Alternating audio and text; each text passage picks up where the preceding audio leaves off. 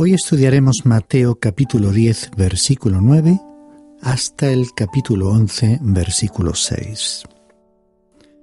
En nuestro programa anterior habíamos comenzado a examinar las instrucciones del Señor a los discípulos que anunciarían al pueblo de Israel que el reino de los cielos se había acercado.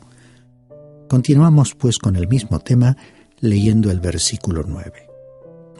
No os proveáis de oro, ni de plata, ni de cobre para llevar en vuestros cintos. Tenemos que interpretar estas palabras en su contexto correcto.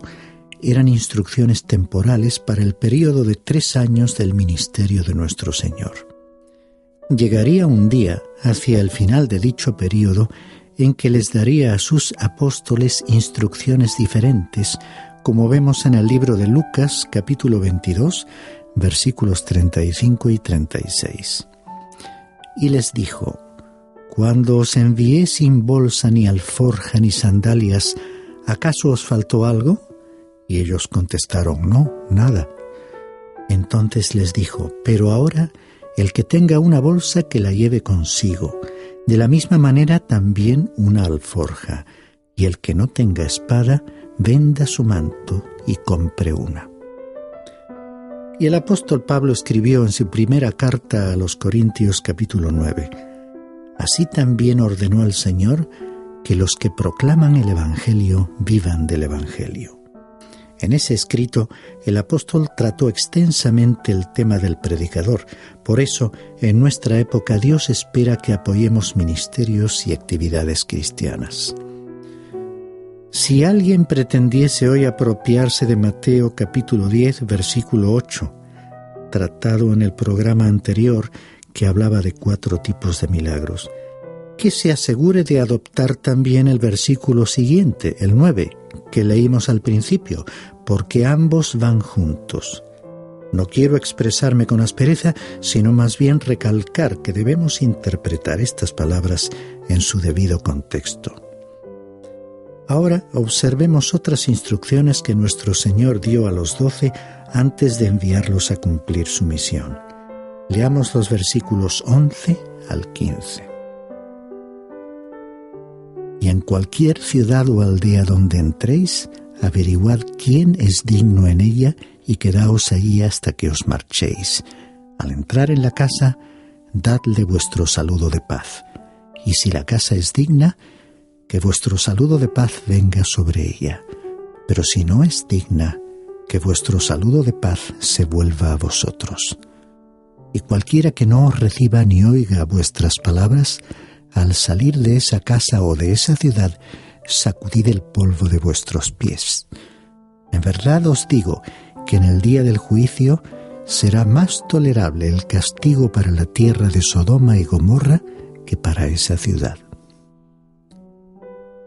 Reitero lo dicho anteriormente, en el sentido de interpretar estas indicaciones como instrucciones transitorias para circunstancias locales concretas y válidas para el citado período de 3 años de servicio.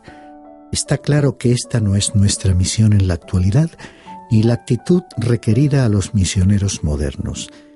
En el próximo capítulo veremos lo que les sucedió a algunas de estas ciudades que fueron juzgadas.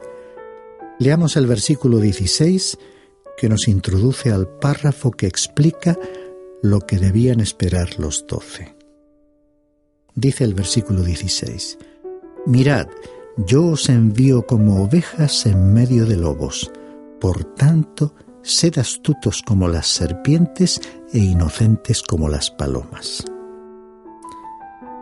Habiéndoles hablado de la situación local, el Señor les presentó a aquellos hombres algunos grandes principios válidos para desempeñar la misión de ser testigos suyos.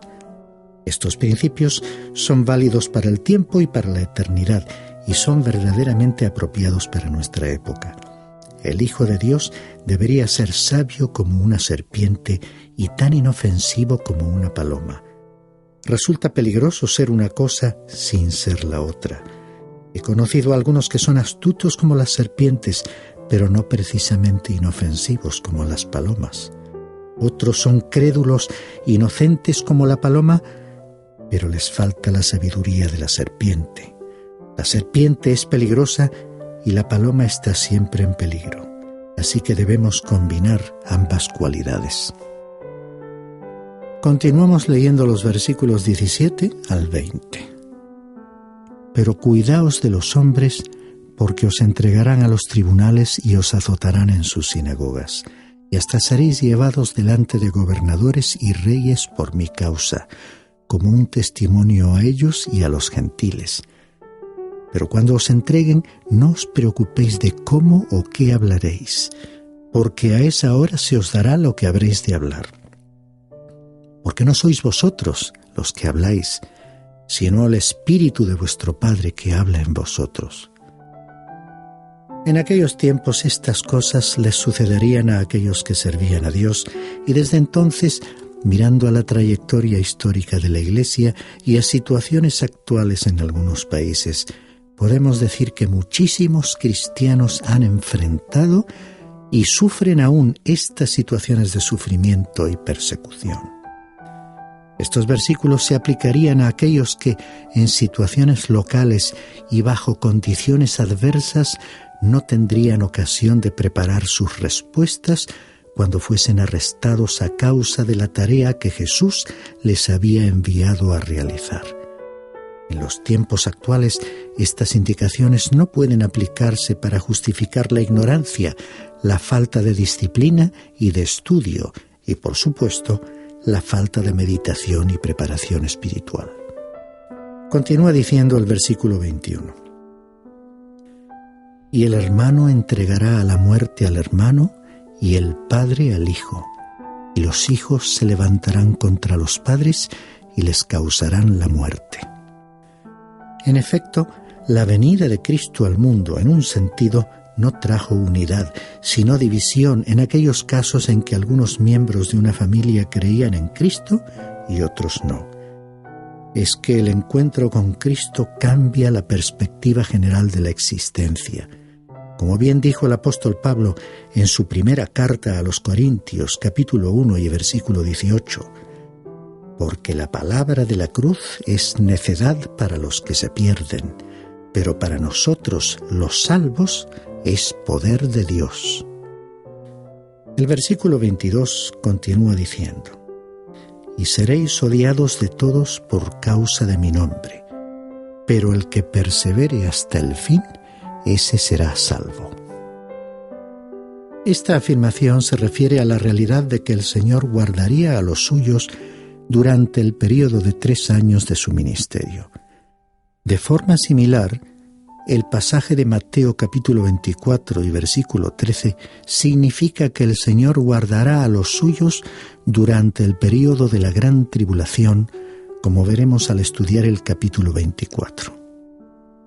El versículo 23 añade, pero cuando os persigan en esta ciudad, huid a la otra, porque en verdad os digo, no terminaréis de recorrer las ciudades de Israel antes que venga el Hijo del Hombre.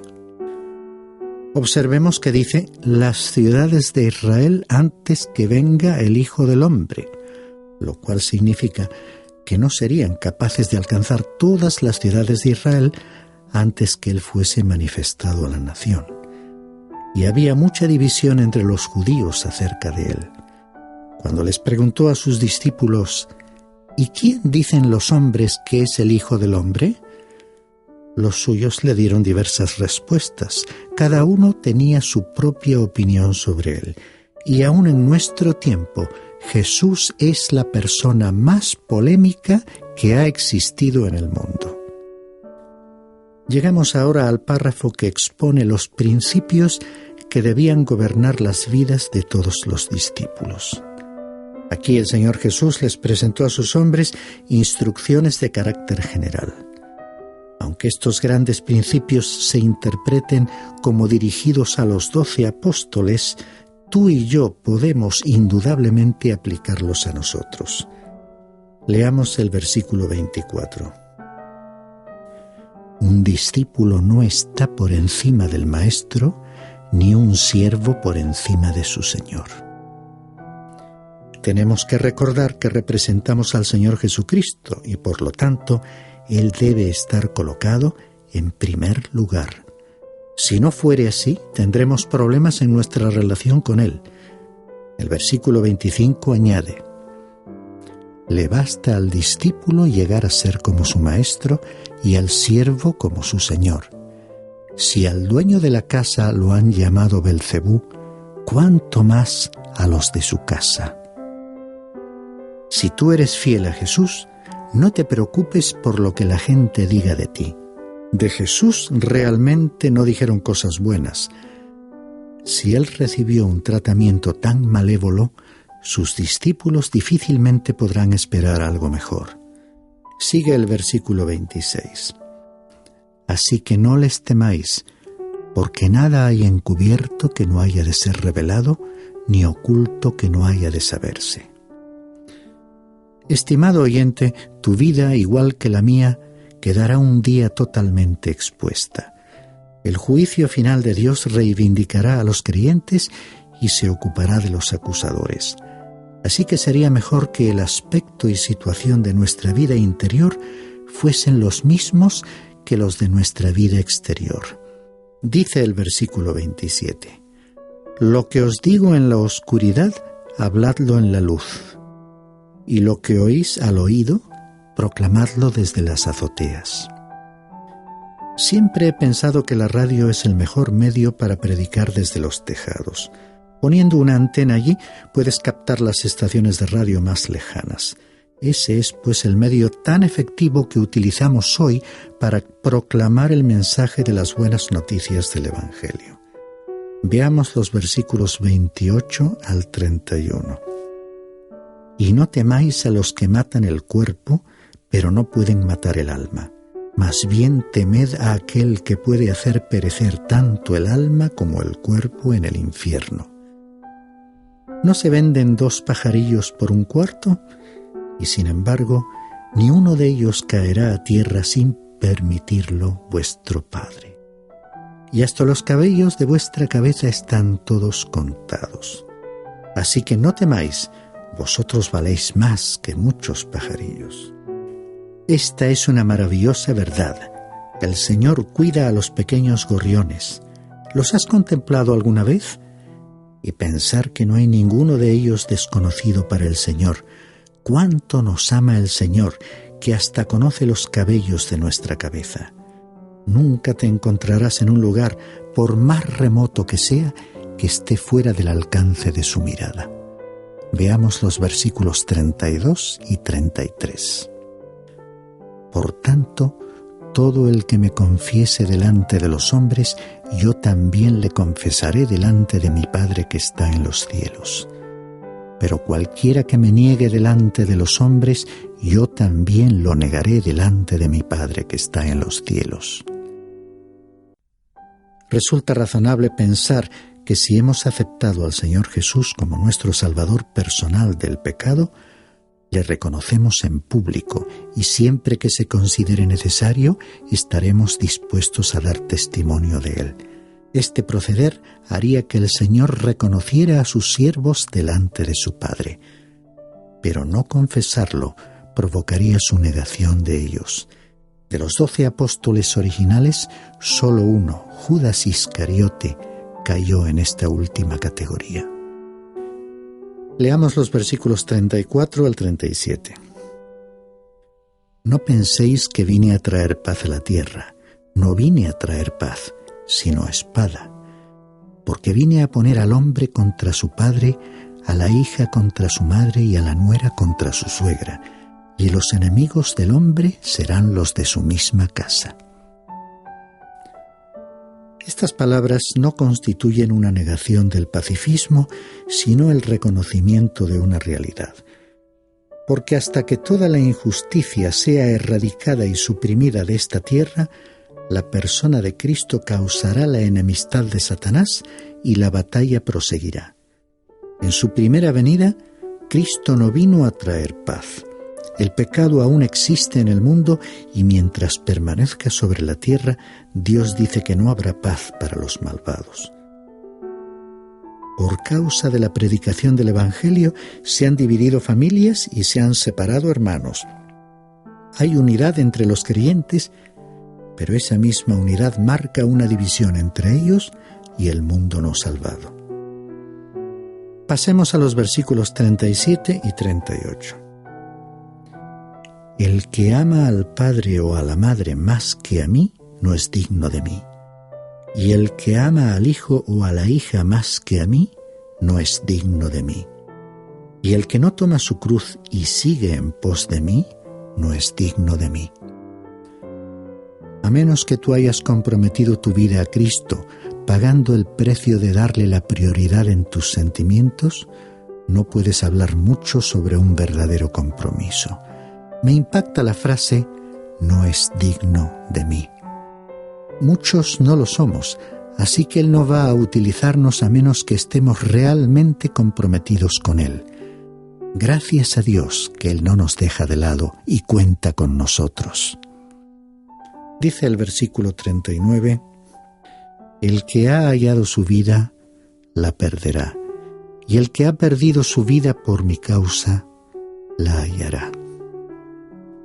Él estaba poniendo en contraste la vida presente que tenemos aquí, con nuestra naturaleza física y sus limitaciones, con el don de la vida eterna que se recibe por la fe en el Señor Jesucristo. En aquellos tiempos era posible que alguien que se identificase con Cristo fuera llevado a la muerte a causa de su fe. Esto ocurre también en la actualidad en algunos países del mundo. Alguien que pierde su vida física por causa de Cristo encontrará la vida eterna en su presencia. El apóstol Pablo, en su segunda carta a los Corintios, capítulo 5 y versículo 8, lo expresaba así: pero cobramos ánimo y preferimos más bien estar ausentes del cuerpo y presentes con el Señor. Leamos los versículos 40 al 42. El que os recibe a vosotros, a mí me recibe, y el que me recibe a mí, recibe al que me envió.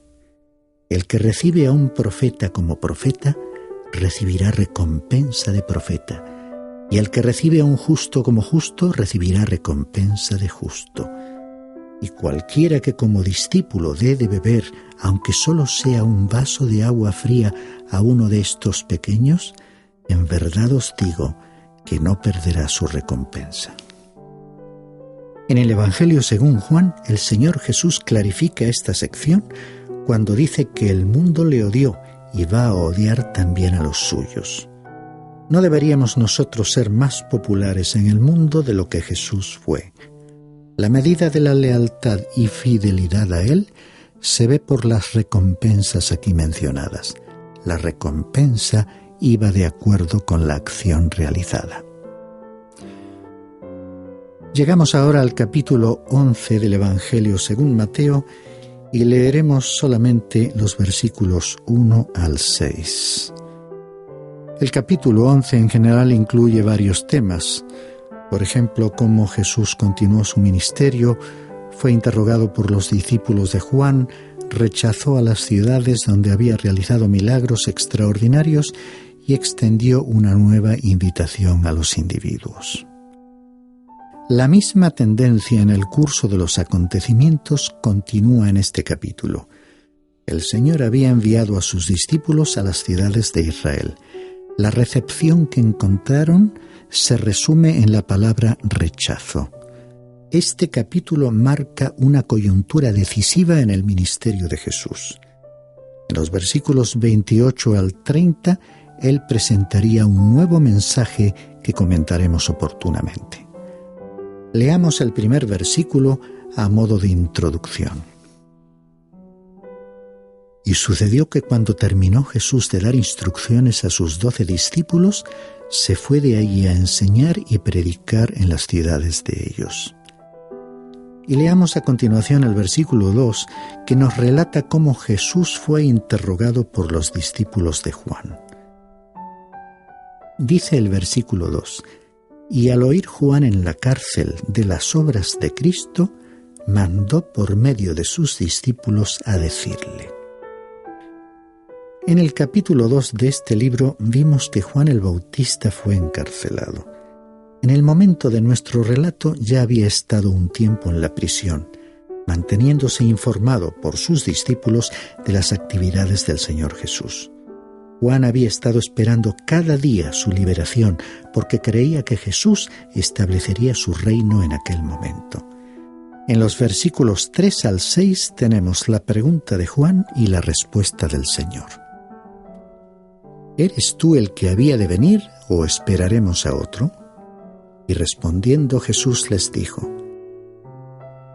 Id y contad a Juan lo que oís y veis. Los ciegos reciben la vista y los cojos andan. Los leprosos quedan limpios. Los sordos oyen. Los muertos son resucitados. Y a los pobres se les anuncia el Evangelio. Y bienaventurado es el que no se escandaliza de mí. La pregunta era lógica. Juan no se explicaba por qué el Señor se demoraba en ocupar su trono. La respuesta de Jesús fue notable y puede ser entendida a la luz de las credenciales que el Antiguo Testamento atribuía al Mesías. Sus palabras fueron una referencia directa al libro del profeta Isaías, capítulo 35, versículos 4 al 6. Sin embargo, cuando vino Jesús, no brotaron aguas en el desierto ni arroyos en la estepa solitaria, como anunciaba Isaías. ¿Por qué? Porque Él no estableció su reino cuando vino por primera vez. Pero Él era el Rey y tenía las credenciales del Mesías, tal como se lo estaba diciendo a Juan, y éste reconocería tales señales y milagros. Nuestro próximo programa continuaremos con las palabras de Jesús sobre aquel extraordinario profeta y personaje que fue Juan el Bautista.